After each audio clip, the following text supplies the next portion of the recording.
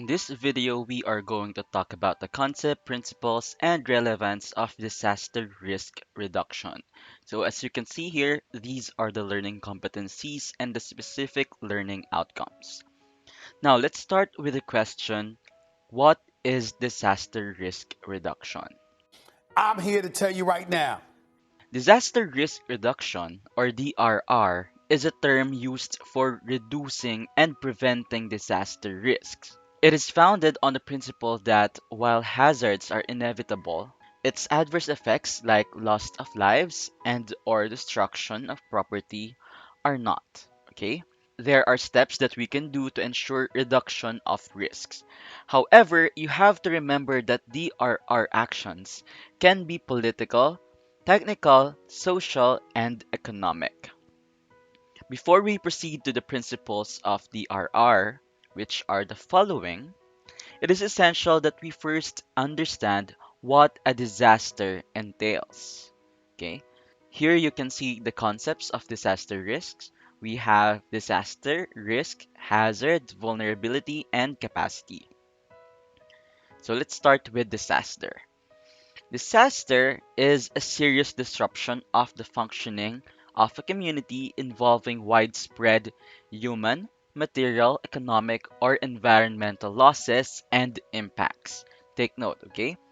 So this exceeds the ability of the affected community or society to cope using its own resources. So disasters are often described as a result of the combination of several things. We have the exposure to a hazard, conditions of vulnerability that are present, and the insufficient capacity or measures to reduce or cope with the potential negative consequences. Okay? Disaster impacts may include loss of life, injury, disease, and other negative effects on human, physical, mental, and social well being, together with the damage to property, destruction of assets, loss of services, social and economic disruption, and environmental degradation. Now we are done with disaster. Let's go to risk. The word risk has two connotations, right?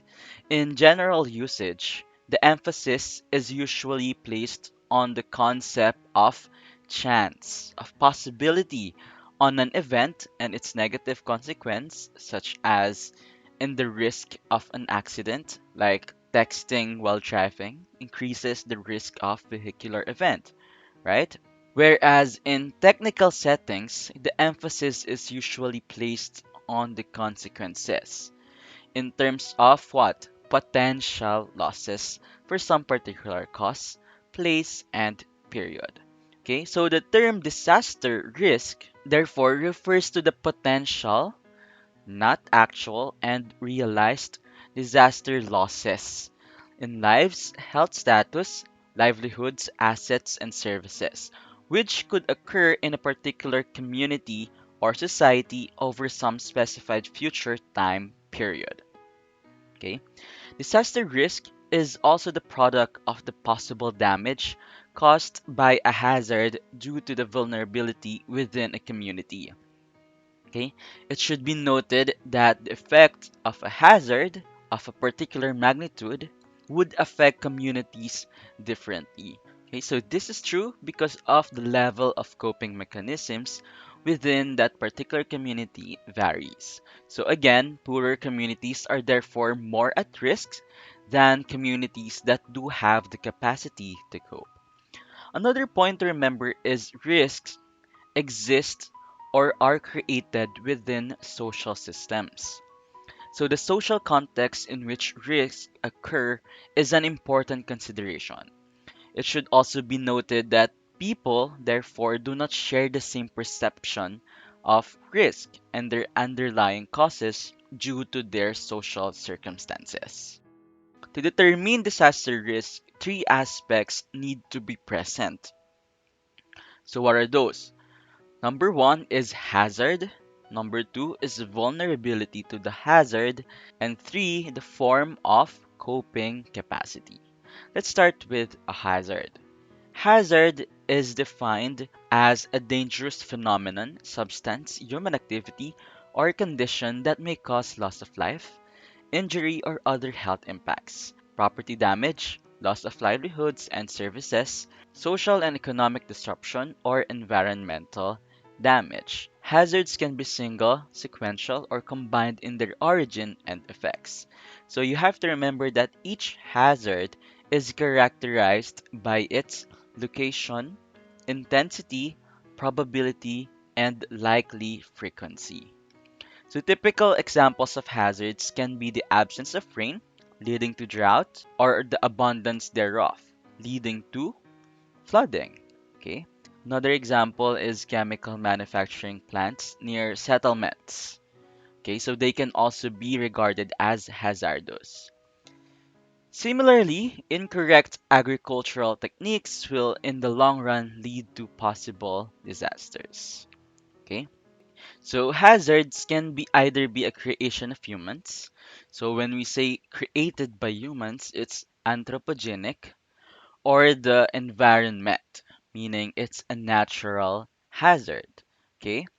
Although the former can more easily be planned for the latter, in both cases, the management of the hazard will remain the same. So our development efforts and attention should therefore be focused on the presence of various hazards, and this must inform our planning.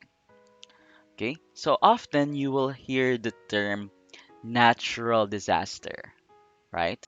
Tama. But is natural disaster real? Does it exist? To answer that, a distinction should be made between normal natural occurrences and natural hazards. Natural phenomena are extreme climatological, meaning weather, hydrological, water, or geological, earth processes that do not pose any threat to person or people or property. For example, a massive earthquake in an unpopulated area like this Sahara Desert. So that is what we call a natural phenomenon. Okay.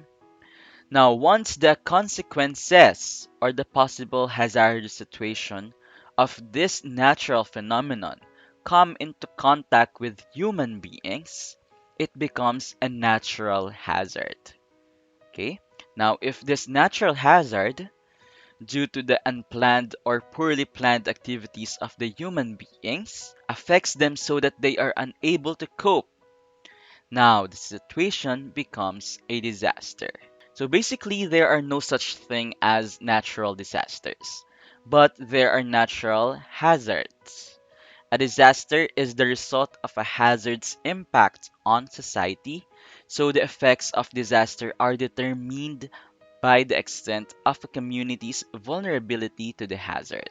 Conversely, its ability or capacity to cope with it. Okay? You have to remember that this vulnerability is not natural, but the result of an entire range of constantly changing physical, social, economic, cultural, political, and even psychological factors that shape people's lives and create the environments in which they live. Next, we have vulnerability. Vulnerability is defined as the characteristics and circumstances of a community, system, or asset that make it susceptible to the damaging effects of a hazard. So basically, vulnerability is a set of prevailing or consequential conditions arising from various physical, social, economic, and environmental factors which increase the susceptibility of a community to the impacts of hazards. Okay? It can also comprise physical, socioeconomic, and or political factors that adversely affect the ability of communities to respond to events. Okay? Vulnerability can be expressed as the degree of loss resulting from potentially damaging phenomenon or hazard. It is therefore the extent to which a community will degrade when subjected to a specified set of hazardous conditions. Vulnerability has some distinct underlying causes. It's the magnitude of each disaster. This is measured in deaths, damage, or costs for a given developing country. So this magnitude of each disaster increases with the increased marginalization of the population. So we can say that it is directly proportional. So what is the reason? Ayoko na magsalita! Bakit ayaw mo magsalita? So this can be caused by a high birth rate, problems of land tenure and economic opportunity, and the misallocation of resources to meet the basic human needs of an expanding population. So, as the population increases, the best land in both rural and urban areas is taken up, and those seeking land for farming or housing are forced to accept inadequate land. So, this offers less productivity and a smaller measure of physical or economic safety, thus rendering the community vulnerable. Lastly, we have capacity or coping mechanism. Coping capacity for disaster risk reduction refers to the ability of people, organizations, and systems using available skills and resources to face and manage adverse conditions such as hazards, emergencies, or disasters. Coping mechanisms contribute to the reduction of disaster risks. The focus here should therefore not only be on the individual or the community, but also the capacity of the supporting mechanisms to the individual and the community at large. For example, one specific community might consist of a number of new immigrants, but this new community might enjoy the support of the local municipality. So, in themselves, the new community might not have cohesion yet, but their capacity lies in the support which they have. Similarly, an impoverished community might not be the focus of development, but inherent in their internal social and economic structures, they might possess significant coping capacity and resilience. Coping capacity is therefore just as much about what a community internally possesses as the external structures on which they depend. You have to remember that hazards do not necessarily constitute disaster. Remember, disasters are usually described in terms of the effects of which hazard has on lives, property, environment, and the cost of recovery or rehabilitation. Disaster risk or risk can be mathematically described as the product of the combination of three elements that were discussed: hazard, vulnerability, and the capacity. So this is given by the formula which you can see in your screen. Y'all don't understand what the hell I just went through, okay? I listened to, girl. So we know that hazards will always be present. Therefore, disaster reduction strategies primarily include vulnerability and risk assessment. Now, let's discuss some factors that can affect the vulnerability of a community. First are the political factors. Okay, so a community's vulnerability can be linked to political will and commitment to developmental concerns. So the lack of access to resources, infrastructure, basic services, and information can increase vulnerability. So this is very evident here in the Philippines. Hello. Next, we have economic factors. So what do you mean by economic factors? We have to consider poverty. Poverty has the single most important influence to vulnerability. Economic status also relates to the capacity of a community to cope and recover from adverse effects. Now, poverty eradication and creation of sustainable livelihoods are essential part of disaster risk reduction. Next, we have physical factors. So the access to suitable land, proper housing design, building materials, and accessibility of emergency services. So the poor physical environment also exposes people to hazards such as landslides, floods, fires, wind, disease, and epidemics. Next, we have the social factors. So, the level of education, training, safety, security, information and awareness, cultural beliefs, traditional values, they all contribute to social well being. Now, the lack of awareness and access to information can result in increased vulnerability. Lastly, we have the environmental factors. This is all about the scarcity of resources in a community, which can reduce the coping solutions and recovery from a disaster. Now that we are done with disaster, the things that causes it, and the factors that affect them, let's now go to disaster risk reduction. Who is having that conversation? Disaster risk reduction is the concept and practice of reducing disaster risks through analysis and management of the causal factors of disasters. It leads to reduced exposure to hazards, lessening of vulnerability of people and assets, effective management of land and the environment, and improved preparedness for adverse events. You have to note that DRR usually requires long-term planning across sectors and must be integrated into general, national, and regional development strategies. DRR strategies usually begins with plans for assessing three things. First, assessing the hazard and risks that threaten the target area. Second is the extent of harm that would occur.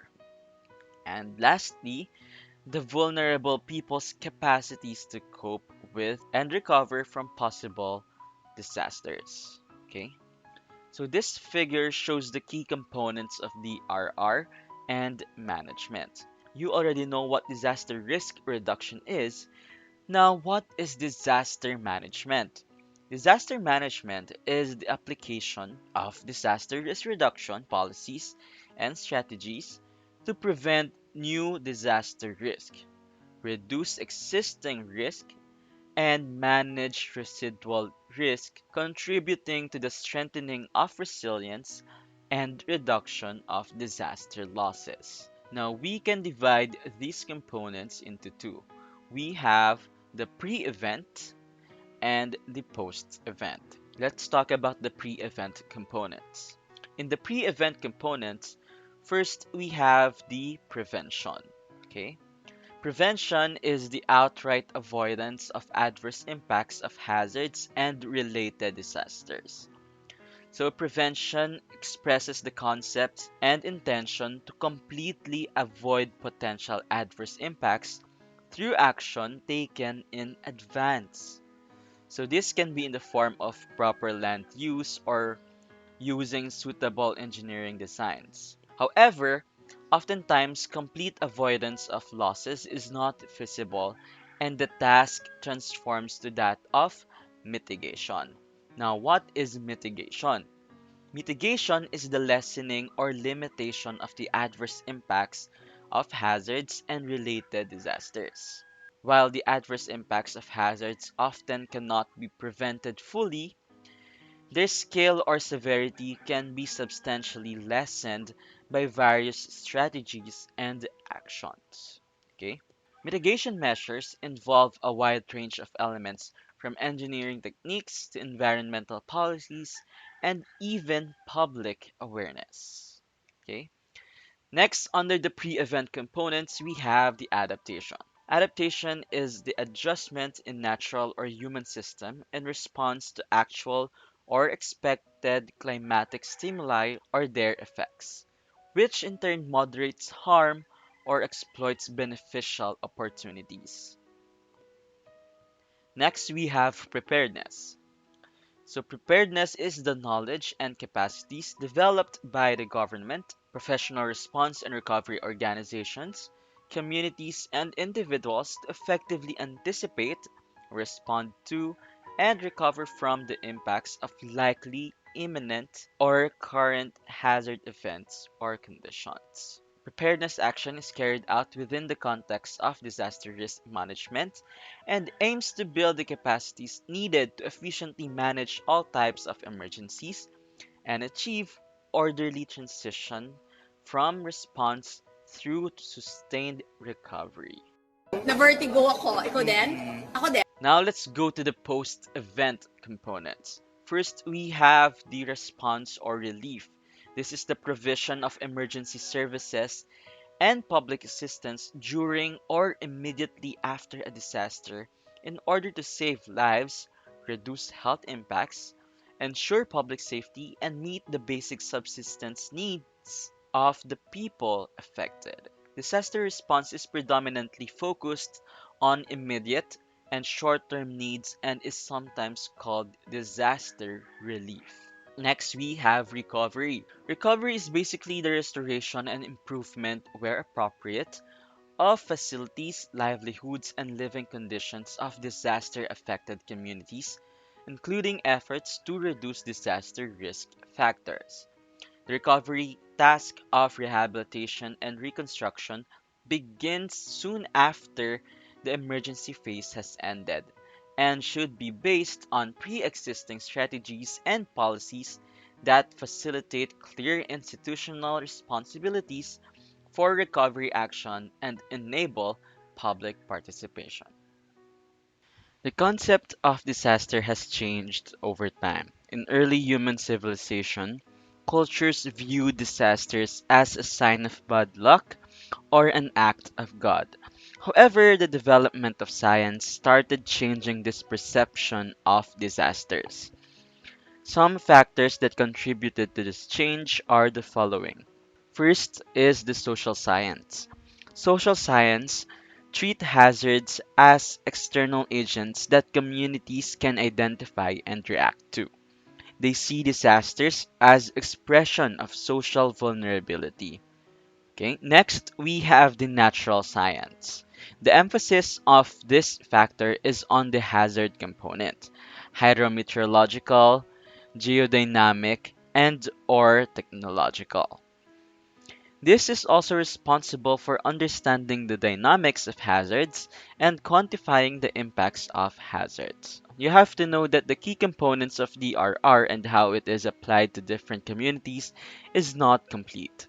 However, it provides us with very good starting point of DRR.